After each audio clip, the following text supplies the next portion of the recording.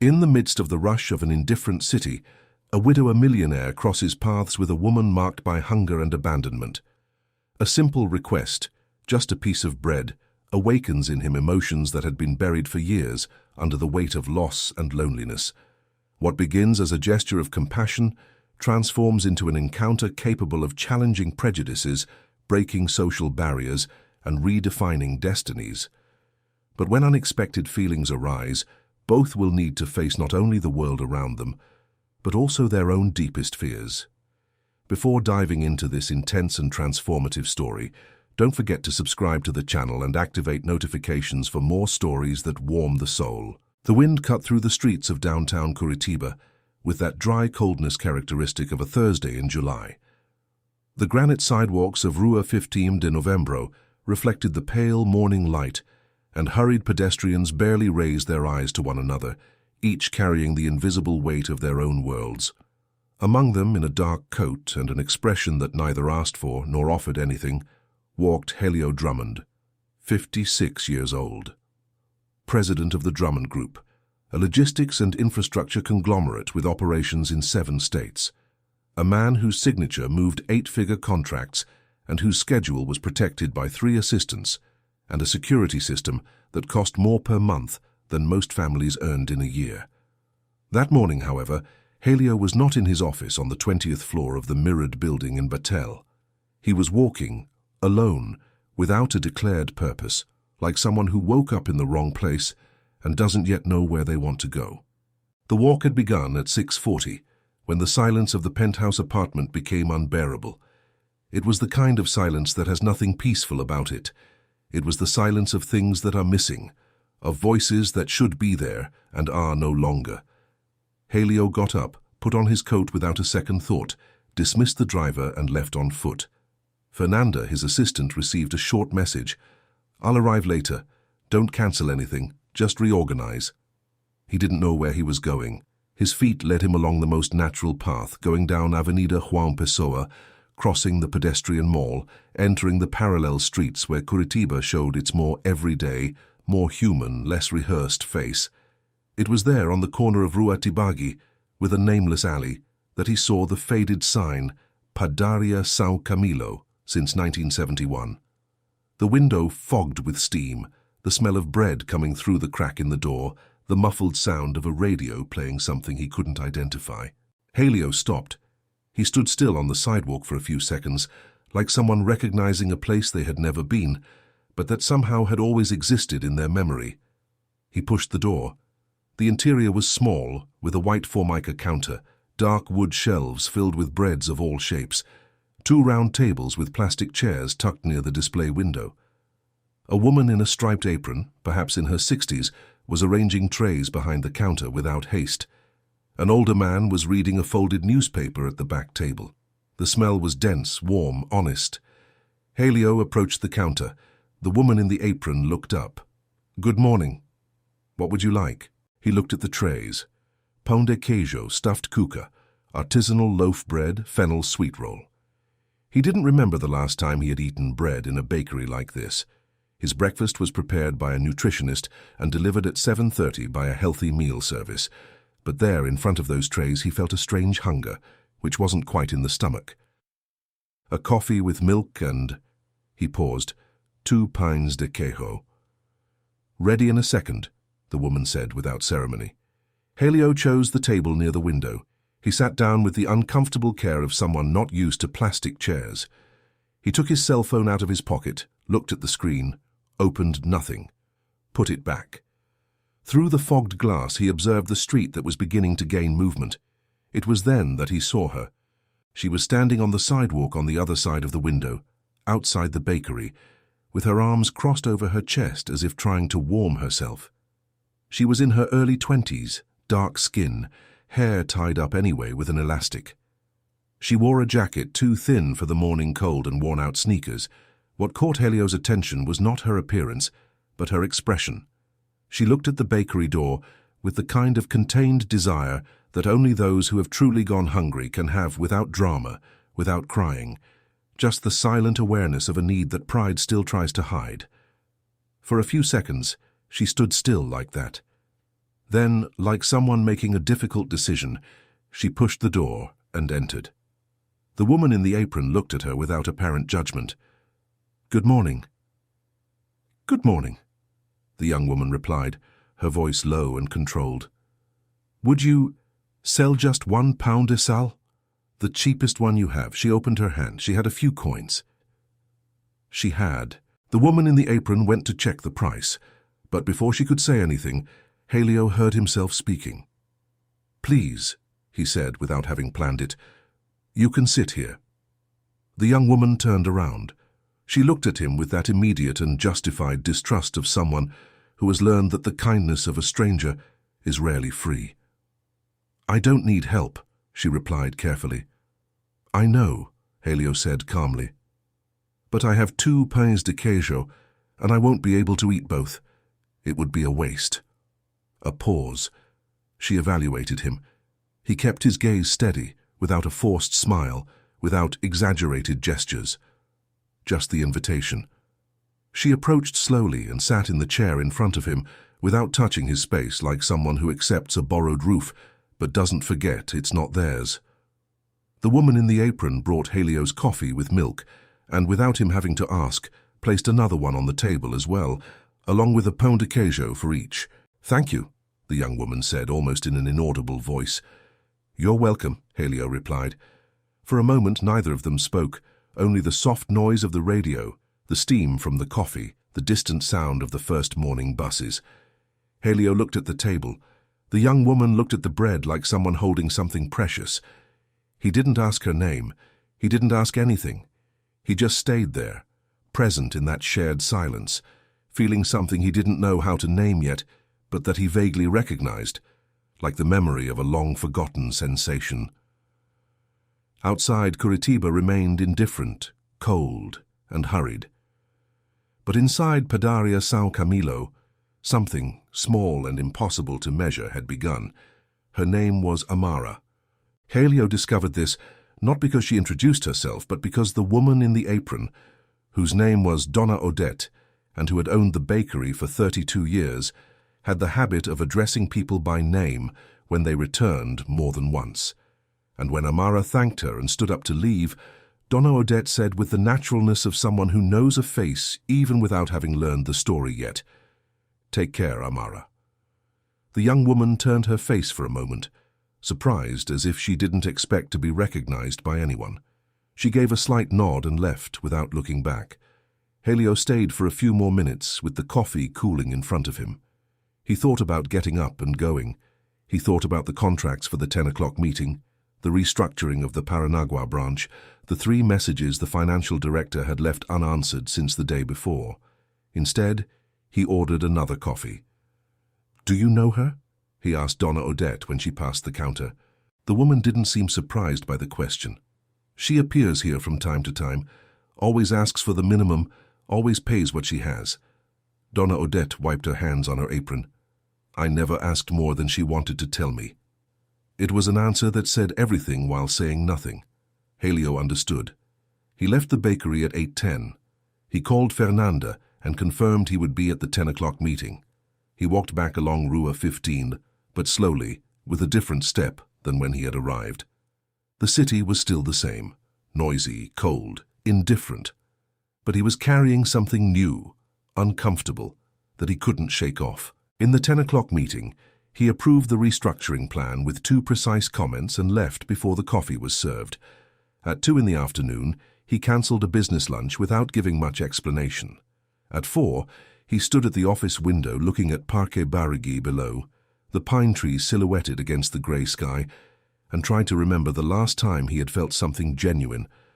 Not professional satisfaction, not corporate pride, something human, warm, that comes from within and has nothing to do with quarterly results. He couldn't remember. The next morning at 7:15, he was back at Padaria São Camilo. Amara wasn't there yet. Helio ordered coffee, sat at the same table as usual, and waited without admitting to himself that he was waiting. Donna Odette observed him with that typical discretion of someone who has seen a lot and learned not to be shocked by anything. At 7:40, the door opened. Amara entered with the same care of someone not sure if they are welcome. She saw Helio at the table, stopped for a second, then continued walking toward the counter. This time she had a little more money. She ordered a loaf of bread and a glass of milk. "You can come sit down," Helio said without looking at her, his eyes still on the cup.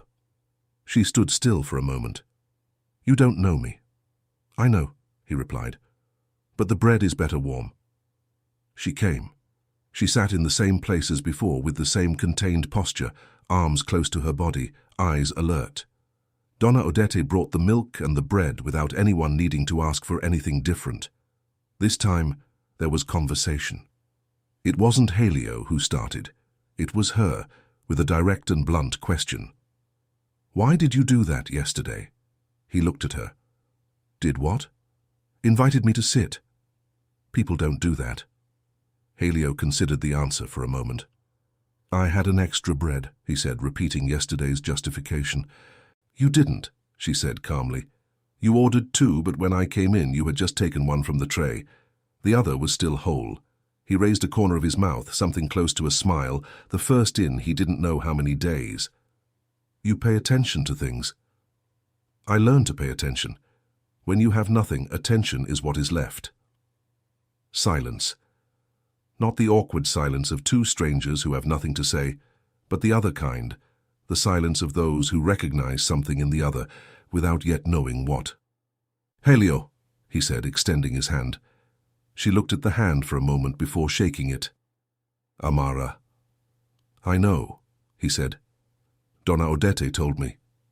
She looked at the woman in the apron with an expression that mixed surprise with something like affection. They spent 40 minutes at that table. Amara spoke little but enough. That she had been in Curitiba for a little over 3 months. That she had come from the interior of Paraná, from a small municipality near Guarapuava. That she had no family here. That she was looking for work but without a fixed address, without local references, doors closed before even opening. Helio didn't ask what had happened before. He didn't ask about the interior, about the family, about the reason that brings a young woman to a big city with nothing but a thin jacket. There was a right moment for those questions, and that wasn't it. When she finished the milk and prepared to go, he said, "Will you be here tomorrow?" She looked at him with that usual caution. "Maybe. If you come, the coffee is on me." Amara didn't answer. She took the rest of the bread, wrapped it in the napkin with the almost automatic delicacy, like someone taught from an early age not to waste anything, and put it in her jacket pocket. Then she left. Helio stayed looking at the closed door. Donna Odette appeared and collected the cups. "Where does she sleep?" he asked in a low voice. The woman paused. "Shelter on Rua Marechal Floriano, but sometimes there's no vacancy." She wiped the table. "When there isn't, she stays until dawn at the Capão da Imbuia terminal." Helio said nothing more. He left the money for the coffee and went out. Outside, the Curitiba wind hit his face with that honest and direct coldness, without asking permission. He walked slowly, hands in his coat pockets, and for the first time in a long time, he wasn't thinking about contracts, margins, or restructuring. He was thinking about a woman who kept a piece of bread in her pocket, with the care of someone who knows it might be the last meal of the day. And he was thinking that this couldn't continue like this. Helio called Claudio Mireles at 10 in the morning. Claudio was a lawyer, a long-time friend, one of the few men Helio still called by name without ceremony. They had studied together in law school decades ago, and although their paths had separated, their closeness endured. It was Claudio who had taken care of everything when Beatriz, Helio's wife, had fallen ill. And it was Claudio who stayed by his side in the weeks following the funeral, 3 years earlier, without trying to fix anything, just present. "I need a recommendation for a hotel downtown. Simple, clean, safe. That accepts advance payment by the week." On the other end, a pause. "Are you okay, Helio?" "I am. It's for a third person. No need for details for now." Claudio gave the names of 2 places. Helio chose the one that was a 7-minute walk from the bakery. That afternoon, he went to the Hotel Primavera on Rua Emiliano Pernetta. It was an old building, with a sand-colored facade and windows with white shutters. Small reception, but with a tidy appearance and an employee in a blue smock who attended to him with professional cordiality. Helio paid 2 weeks in advance for a simple room, with a private bathroom, breakfast included. He didn't know if Amara would accept. The next morning she was at the bakery when he arrived, already sitting at the usual table with a glass of water, waiting. This surprised him, but he didn't let it show. He sat down, ordered the coffees, looked at her. "I want to offer you something," he said directly, "and I want you to know that you can say no." She held his gaze. "I paid for a hotel room for 2 weeks, with breakfast. It's yours, if you want it. With nothing in return." The silence that followed was long. Amara looked at the table, then at the window, then at him. "Why?" she asked with a controlled voice, but with something inside her that Helio recognized as that mixture of hope and distrust that life teaches when you've learned that good things are rarely free. "Because sleeping in a bus terminal when there's no room at the shelter is no way for anyone to live," he replied. "And because I can do this without it costing me anything." "That doesn't answer my question." He looked at her attentively. "You are direct." "I learned to be." Helio put his elbows on the table, joined his hands. "I had a wife," he said with a lower voice. "Beatrice. She had a capacity that I never quite understood, which was to see people before any judgment. I don't know how to explain it. She would see someone on the street, and in 30 seconds she knew what the person was carrying. It was a gift that annoyed me when we were young because I thought it was naive. Later, I understood it was what was most rare about her." Pause. "She passed away 3 years ago, and I became—" he searched for the right word. "Hardened. Life becomes a sequence of meetings and decisions, and none of them truly move you. You walk, but you don't feel the ground." Amara listened to him without blinking. "When you walked in here 2 days ago and asked for a bread," he continued, "I saw something in your face that I recognized. I don't know exactly what, but I couldn't ignore it." She remained quiet for a long moment. When she spoke, it was with care. "I am not a charity project." "I know," he said firmly. "That's not how I'm thinking. And if I take the room and then you change your mind?" "I paid for 2 weeks. From then on, it's your decision what to do." Amara looked at her own hands. Her fingers were long, with short and clean nails despite everything. She closed them over the table. "Can I see the place before I decide?" "Of course." They went on foot. It was a 10-minute walk in the dry morning cold. Amara walked beside him without touching, maintaining that respectful distance of someone who hasn't yet decided which category to place the situation in. Helio didn't force conversation. The Hotel Primavera had a small, noisy elevator and corridors with beige carpet. The room was 214 with a window overlooking an internal courtyard, a single bed with a navy blue bedspread, a chair, a table, a dark wood closet. The bathroom had an electric shower and a clean mirror. Amara stood in the middle of the room for about 30 seconds, looking around. Helio stayed at the door without entering. She turned to him. "For how long have you known me to do this?" 3 days, he replied, honest. "And aren't you afraid that I might be a terrible person?" "I am," he admitted. "But you asked for a bread and paid with the coins you had. That tells me something about who you are." She was quiet for another moment. Then, for the first time, Helio saw something that wasn't exactly a smile, but approached it. A slight loosening in the tension of her shoulders, a subtle relaxation in her jaw, as if her body were beginning to believe, with caution, that perhaps there was firm ground there. "Thank you," she said. "Don't you need anything else for now?" "No." He nodded, took from his pocket a card with the hotel's number and his cell phone written on the back. "If you need anything. You don't have to call if you don't want to, but it's there." He left the card on the corner of the table and left. In the corridor, waiting for the noisy elevator, Helio felt something that took him a moment to identify. It wasn't satisfaction of the kind that comes from closing a deal or making the right decision in a board meeting. It was older than that, simpler, more physical, like a muscle that starts working again after a long time without use. He left the hotel in the Curitiba cold. and for the first time in a long time went to the office without the weight of the day being entirely on the outside. A small but real part was on the inside. The days that followed were of a pleasant strangeness that Helio didn't quite know how to name. Every day at 7:30 in the morning, he appeared at Padaria São Camilo.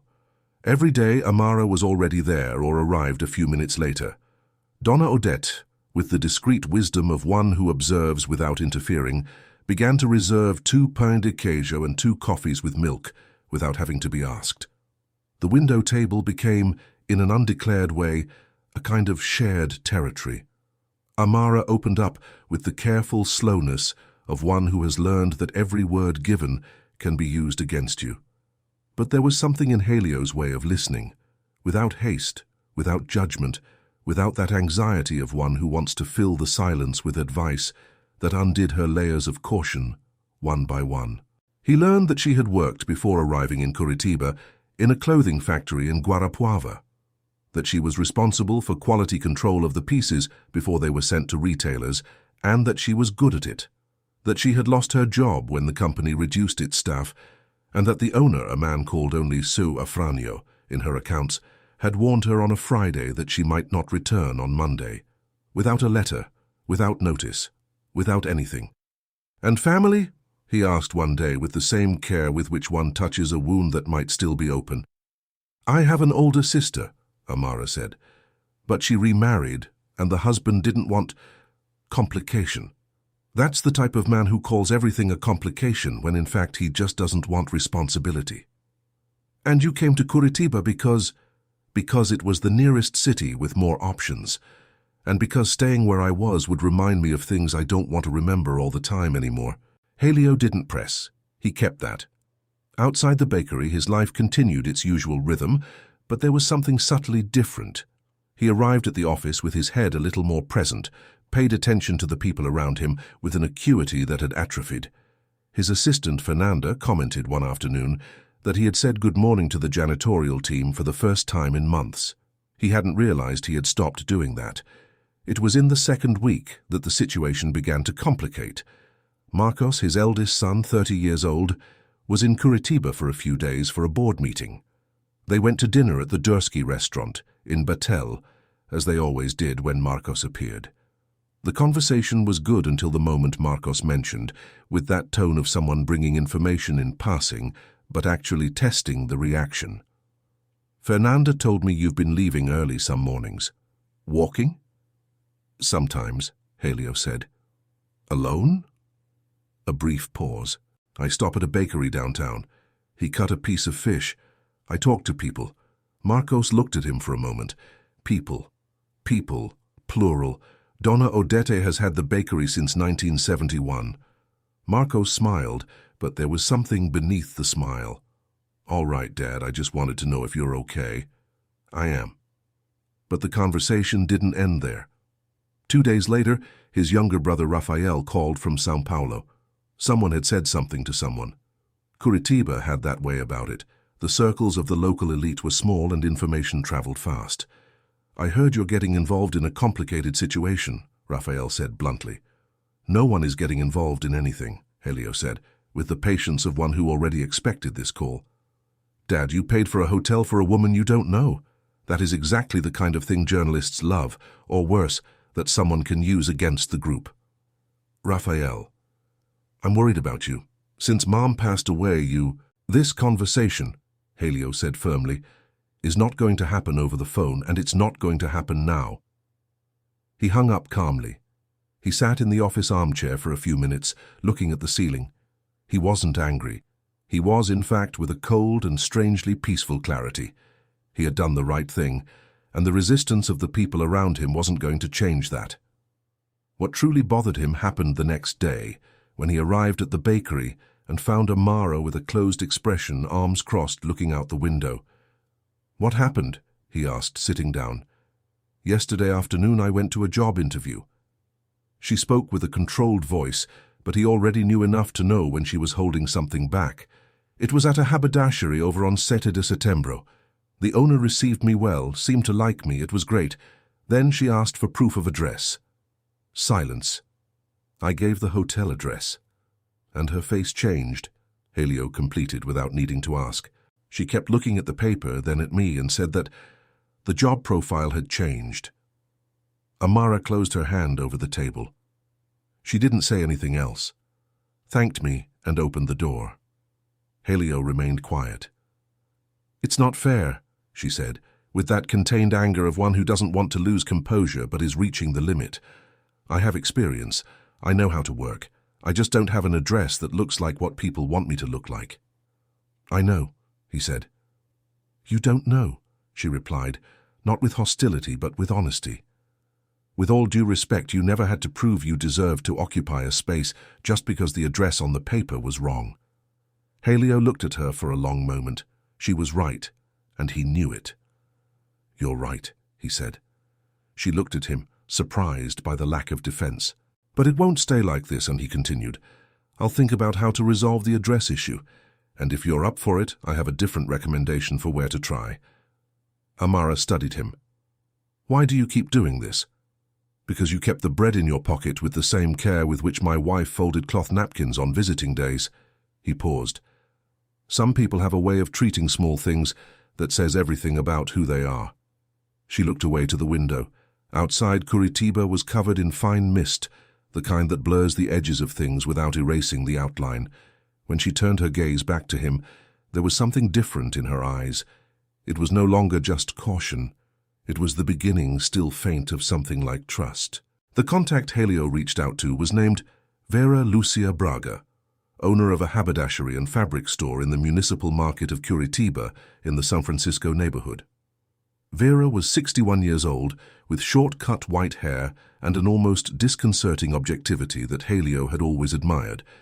She had been a supplier for the Drummond Group in corporate uniform contracts for over a decade, and the two respected each other with that kind of professional consideration that eventually turns into something like friendship.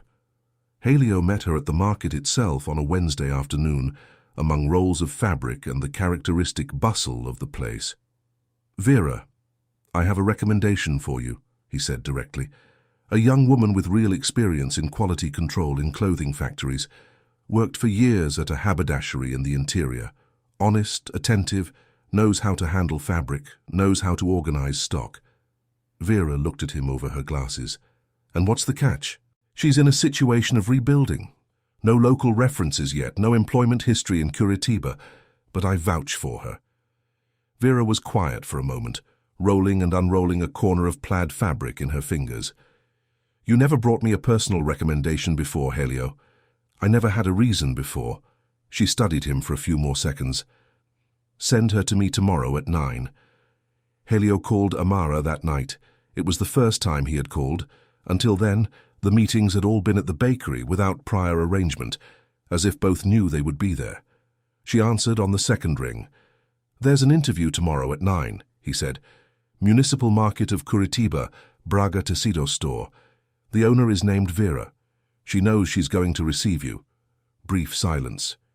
"Did you consult me before scheduling?" "No," he admitted. "That's a problem." "I know, I'm sorry. I preferred to guarantee the opportunity before asking, and having you refuse out of pride." A longer pause. "That was manipulation disguised as care." "It was," he said, without defending himself. "But the job is real and Vera is fair. The decision is completely yours." Another silence. "I'll go," she said finally. "But next time, consult me first." Deal. The next morning, Helio went to the bakery as always, but Amara wasn't there. Donna Odete served the coffee without commenting, but there was something in her smile that said she knew and approved. At 11:30, Helio's cell phone vibrated. A short message. "I was hired. I start on Monday." He read it twice, put the phone on the table, looked out the office window at the Barigui pine trees, and felt that still aching muscle contract with something that was, this time, unequivocally joy. When they met at the bakery the next day, Amara arrived differently. Not radically, nothing a stranger could identify, but he noticed. Her posture was the same, her arms still crossed frequently, her eyes still alert. But there was an extra degree of lightness in her shoulder, a slightly deeper breath, like someone who just let go of a weight they had been carrying for too long to remember when it started. Vera is direct, Amara said, after a sip of coffee. But she is fair. She told me right away what she expects, what she pays, what she doesn't tolerate. That kind of honesty is rare. It is, Helio agreed. She knows you recommended me. She knows. She asked me how I met you. He looked at her. What did you say? I said you offered me a pain de queijo at a bakery downtown. She paused. She gave a small laugh and said, That's very Helio. He smiled for real this time. She knows me too well. That made me less suspicious of you, Amara said with that direct honesty that had become in recent days one of the things he most respected about her. The afternoon was longer than usual. They stayed at the bakery until almost 10, when Donna Odette started closing the counter. They talked about Curitiba, about the municipal market, about how the city seems cold to those who arrive and reveals its layers only with time. Amara said she had passed through 3 cities before arriving there, and that Curitiba was the only one that had the feeling, however strange, of being a place where a person could build something. Why strange? Helio asked. Because I never felt well enough to try to build, always waiting for the next thing to go wrong. And now? She looked at her cup. I still wait, but I wait from a different place, less hunched over. Helio didn't answer immediately. He kept looking at her with that attention she was still learning to receive without looking away. There was something happening there that neither of them was naming yet, and it was exactly the absence of a name that allowed it to grow without pressure, without expectation, without the weight of what should or should not be. When Amara left and walked toward the Hotel Primavera, Helio stayed for a few more minutes on the sidewalk in the cold. Curitiba at night had a different light, the streets less crowded, the illuminated facades reflecting on the wet granite of the sidewalk. He thought of Beatrice, not with the pain that used to come, that dry and dead-end pain. He thought with a kind of silent gratitude, as if she somehow had had a part in this. There was something in the way Amara existed in the world, direct, without adornment, that reminded him of the essence of the woman he had loved. Not the person, not the story, the essence. He wasn't falling in love with the memory of Beatrice. He was realizing, perhaps for the first time, that the space she had left was not a hole that needed to be plugged.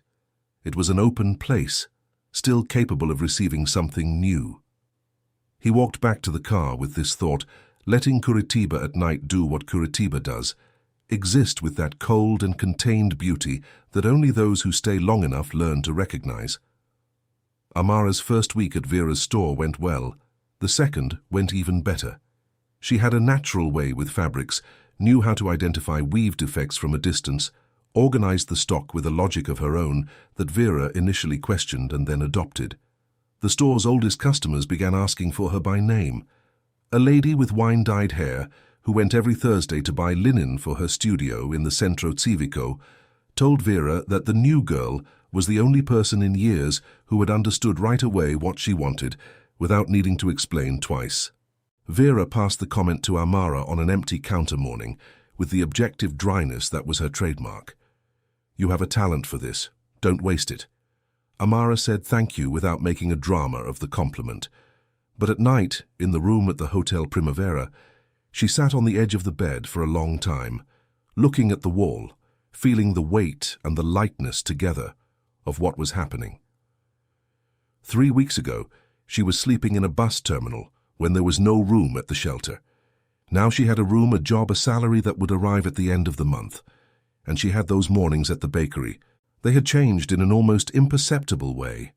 Helio arrived, she arrived, Donna Odette served the coffees, and then what the last few weeks had built happened. A conversation that was no longer just conversation. It was something more intimate, more honest, that both nurtured with care as if they instinctively knew that any haste could destroy something being built with fragile material. He told her about Beatrice, not all at once but in pieces, the way true stories usually come out. He had met her at a university lecture when he was 23. She had disagreed with him in front of everyone with that surgical elegance that he would later discover was a permanent characteristic. It had taken 6 months for her to accept a dinner. They had been married for 27 years. She was the most honest person I ever knew. Helio said on a cloudy August morning. Not honest in the easy way, which is when things are simple. Honest in the difficult way, which is when the truth is going to cost something. Amara listened to him. You still talk about her as if she were going to be home when you arrive. He considered that. Maybe I haven't learned to talk any other way yet. You don't have to learn until you want to. A long pause. How did you learn to be like this? He asked. Like what?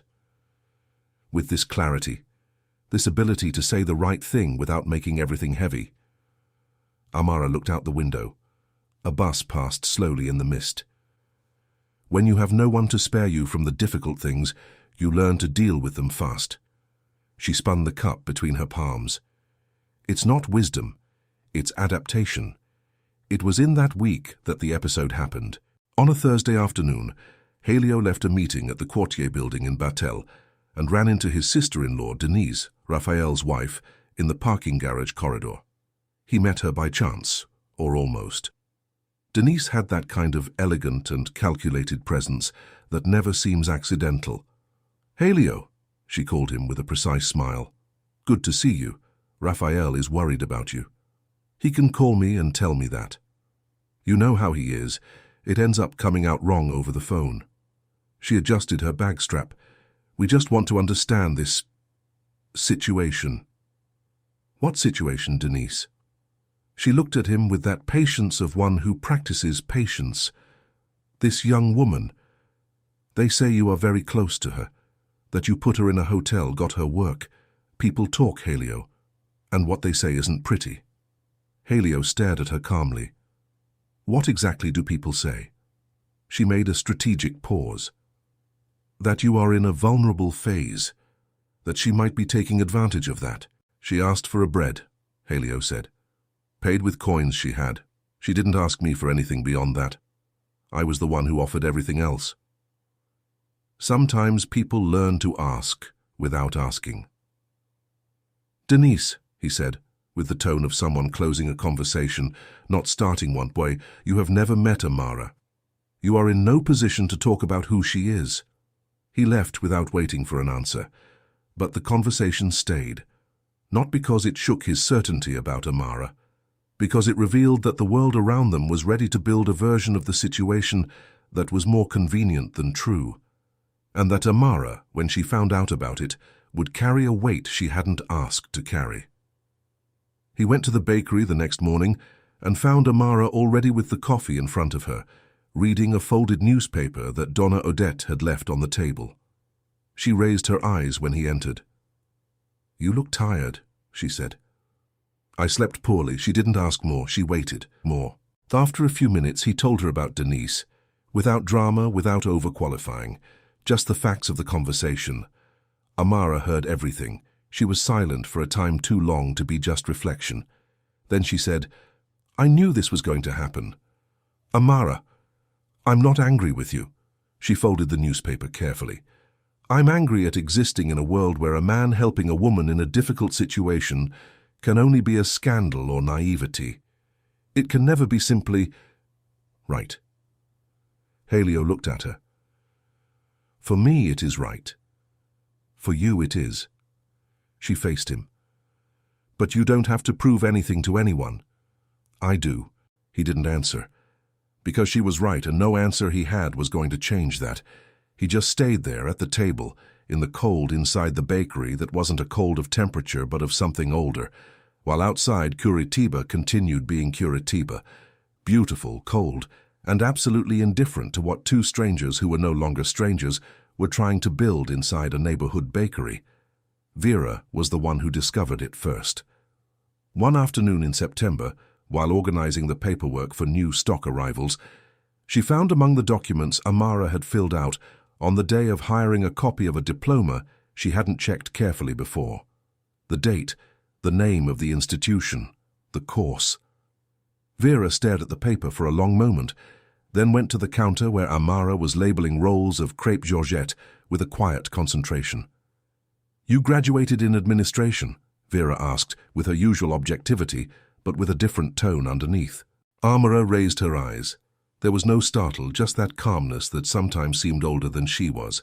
Yes. From Unicentro in Guarapuava? Yes. With an emphasis on retail management and supply chain? Yes. Vera looked at her for a moment. Why didn't you say that in the interview? Amara placed the labeler on the counter and faced Vera directly. Because in the 3 interviews I did before yours, when I mentioned the diploma, people looked at the hotel address on the paper and decided it didn't match. A graduate in administration living in a simple hotel downtown seemed like a lie or a problem. I stopped mentioning it. Vera was silent for a time that seemed to last longer than it was. You are wasting your potential here, Amara. I am rebuilding here. The answer was direct, without defensiveness. There is a difference. Vera nodded once, returned the document, and went back to the office. But that conversation stayed in her head for the rest of the day. The next morning it was Vera who called Helio. Did you know she is a graduate? Brief silence on the other end. No, he said, and it was the truth. Administration, with an emphasis on retail and supplies, from Unicentro. A pause. She hid it because she learned that the diploma without the right address becomes a suspicion. Helio was quiet for a moment. Vera, don't say anything to me yet, she said. I just thought you should know. He hung up and stood still with the phone in his hand, looking out the office window. He thought of everything Amara had said in those weeks, about adaptation, about learning to deal fast, about keeping the bread in her pocket with care. There was something that always seemed bigger than what she was telling, and now it was starting to take shape. That morning at the bakery, when she arrived and sat down, he waited for the coffee to be served and said, "Why didn't you tell me you were a graduate?" She raised her eyes slowly. There was no surprise, as if she knew this moment would come. Because it wasn't relevant. It wasn't relevant that you have a degree in administration with an emphasis on retail. Not for who I was when you found me. She looked at the cup. You helped me when I had nothing. If I had arrived here saying I was a graduate, the conversation would be completely different. People would see me differently, and I needed to be seen as I was, not as what I studied. Helio looked at her for a long time. Amara. The diploma didn't give me food. It didn't give me a roof. It didn't make anyone look at me like a real person when I was with the coins in my hand at a counter. Her voice didn't tremble, but there was something near the surface, contained with precision. You looked at me like a person before knowing anything about me. That was the reason I stayed. The silence that came after was different from the others. It was the kind of silence that happens after a big truth occupies the space, and there hasn't been time to reorganize the environment around it yet. Helio thought about what Amara had carried. Not just the material poverty, which was visible and concrete, but that other poverty, more silent, of being a complete person in a world that only sees the surface. Graduated, experienced, competent, and yet invisible because the address on the paper was for a simple hotel. You deserved more than you had, he said, with a simplicity that didn't try to be poetic. Everyone deserves more than they had, she replied. The question is what you do when you realize you're not going to get what you deserved. And what do you do? She looked at him for an instant, with that expression he had learned to read in the last few weeks. Direct, without deviation. Honest to the point that it hurts. You fold the napkin, she said. Keep the bread in your pocket and continue. Helio felt something move inside his chest. It wasn't pity, it was something else, deeper, older, that needed a name he didn't have yet. He left the bakery that morning, thinking of Beatrice, thinking about the difficult honesty she had always practiced, thinking about how sometimes the right people appear in life in ways that no planning could predict, and that the only possible mistake is not being present enough to recognize them. He arrived at the office, sat at his desk, opened the computer. He stared at the screen for a moment. Then he closed the computer, took his cell phone, and dialed Marcos. Son, I need to tell you something. Not as a businessman, not as a father worried about the group, just as a man. Do you have time? On the other side, Marcos took 2 seconds before answering. I do, Dad. You can talk. And Helio spoke. For the first time in a long time, he truly spoke, without calculating the impact of every word, without managing the narrative. He told everything, from the walk on that July morning, from the bakery, from the pão de queijo that didn't need to be divided but was. When he finished, Marcos was silent for a moment. "You love her," he said. It wasn't a question. Helio paused. It wasn't a word he had used even for himself yet, but heard like that, direct, without warning, it didn't sound wrong. "I don't know yet," he said with honesty. "But I know that when she walks through the bakery door, the day becomes different, and I don't know how to live without that anymore." And that answer perhaps already said everything. The invitation came on a Friday in September, when the trees of Curitiba were beginning to rehearse that cautious green of pre-spring that the city offers as a promise before fulfilling it. Helio waited for her at the bakery with something different. Not anxiety, which he knew well from corporate life, that tension of a pending result. It was anticipation, which is similar but comes from a different place, from the inside out instead of the outside in. When Amara entered, she noticed before sitting down, "You are different today." "I am." He didn't deny it. "I want to show you something after coffee." She studied him for a moment, then took the cup. "You can tell me." "I prefer to show you." Donna Odette served the breads with a discretion that suggested she also knew something was different that morning. The bakery was quieter than usual, with only the man with the newspaper in the back and the sound of the radio playing an instrumental song that neither identified. They left at 8:20. Helio took her on foot, as always. They walked along Rua 15, then along Barão do Cerro Azul, then entered the pedestrian mall that passes through Passeio Público. Curitiba still had that transitional cold, neither winter nor spring, that leaves the air with a particular texture like frosted glass. They stopped in front of a 4-story building in the Alto da Gloria neighborhood, with a light facade and white window frames. On the ground floor, there was a vacant commercial store with the available for lease sign. Amara looked at the building, then at Helio. "What is this?" "A property that belongs to the group. It had been vacant for 2 years. He turned to her. "Vera came to me this week, not just to talk about the diploma, to say that you have the right mentality to manage a textile retail business, not as an employee, as a manager." She stood completely still. "I'm suggesting a partnership," he continued with the direct clarity of a business proposal, but with something more present in his eyes. "The space, the initial capital, the structure, you, the management, 50-50, a clean contract, a lawyer of your choice to review it." Amara looked at the building for a long moment. Then she turned to him. "Helio, I know it's a lot. It's not a lot. It's huge." She took a deep breath. "Why are you doing this?" He looked at her. This time there was no calculated answer, no practical justification. There was only what was true. "Because you asked for a bread and paid with what you had, even having a training that many people in this city would give money to have. Because you kept the bread in your pocket with dignity when you could have asked for more. Because you spent 3 months in a strange city, rebuilding your life brick by brick without asking anything of anyone." He paused.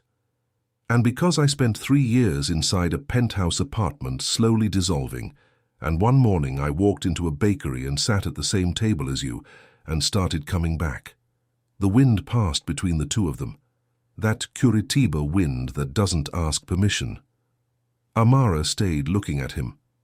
Her eyes had that depth that he had learned to recognize as the place where she keeps the things that matter. "And if I fail? If the business doesn't work?" "Then we learn from the mistake and try again." He didn't look away. "But you won't fail. I've known you for 2 months and I know you won't fail. 2 months is not a lot. It isn't. But sometimes 2 months in which you truly paid attention say more than 10 years in which you were just fulfilling an agenda." She turned again to the building's facade. She stayed like that for a time that Helio let pass without trying to fill. Inside, he could imagine her calculating, organizing, weighing, in the methodical and precise way that was characteristic of her. When she turned around, there was something in her face he hadn't seen before. Not the cautious lightness of the last few weeks, not the contained tension of the first ones. It was a full opening, like a window finally pushed open after a long time closed. "I want to see the contract."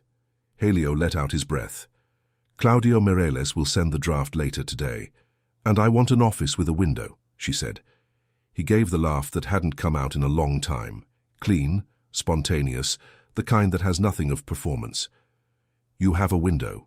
They walked back through the city, not in the way of two strangers sharing a sidewalk, not in the way of two people still evaluating each other, in the way of two people who decided, each in their own way, that the space between them was where they wanted to be.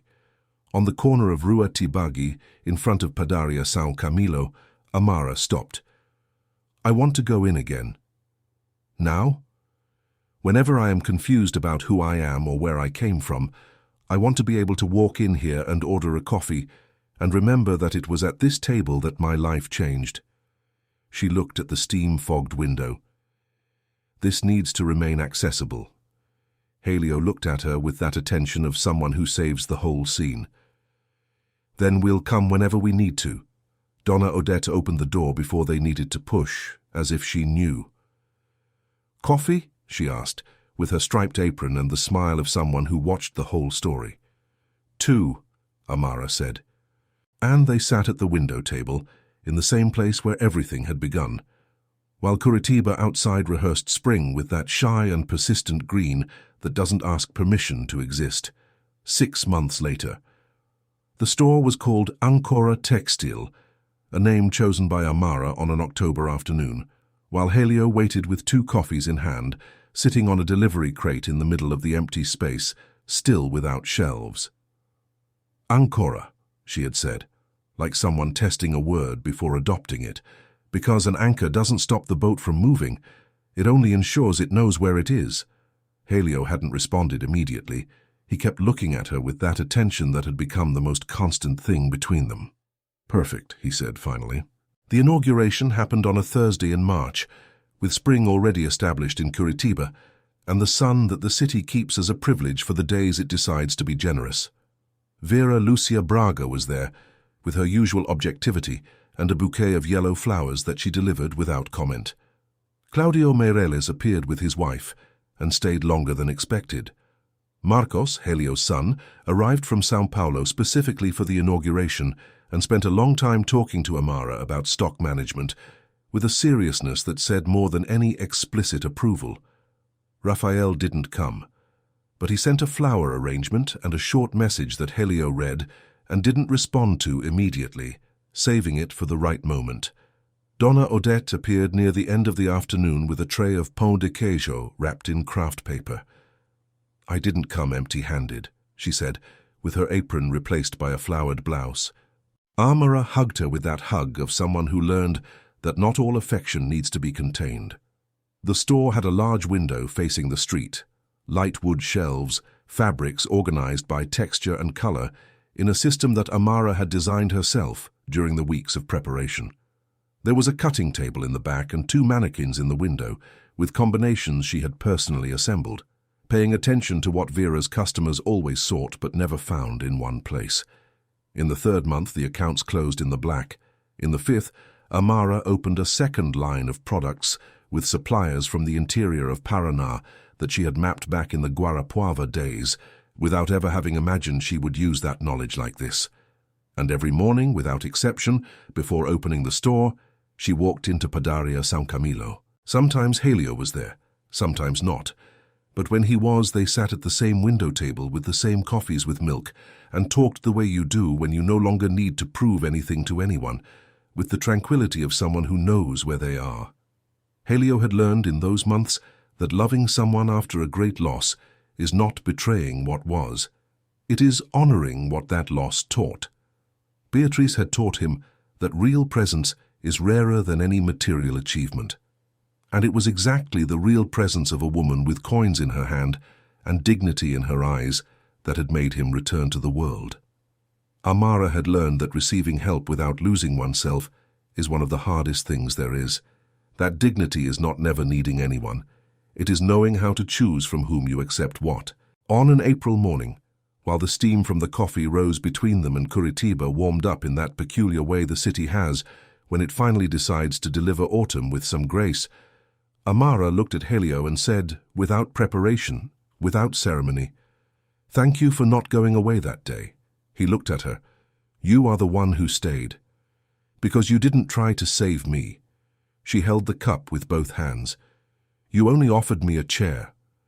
Helio was quiet for a moment. "A chair and a pão de queijo," he corrected. She gave that laugh that still came out as a surprise, as if her own body didn't expect it. "A chair, a pão de queijo, and the rest of my life." Outside, through the fogged window of Padaria São Camilo, Curitiba passed with that characteristic indifference of big cities, each person carrying their invisible world. But inside, at that small table with plastic chairs and coffees that cooled slowly, two broken stories had decided, with all the awareness and care that such a decision deserves, that they were going to continue together. And the sentence that had started it all, simple, humble, said with coins in hand, at a cold July counter, had ceased to be a request. It had become a beginning. If this story touched something in you, dear listener, know that it was made for that. To remind you that sometimes the turn of a life begins with a small gesture, an offered chair, a shared bread, a look that sees before judging. If you made it this far, you know what we're talking about. Subscribe to the channel and activate the bell so you don't miss the next stories, because every week we bring a new narrative with this same honesty, this same strength. Leave your like. It's the simplest way to tell us the journey was worth it. And in the comments, tell us, have you ever had an encounter that changed everything? Your story could be the next one someone needs to hear. End of the story.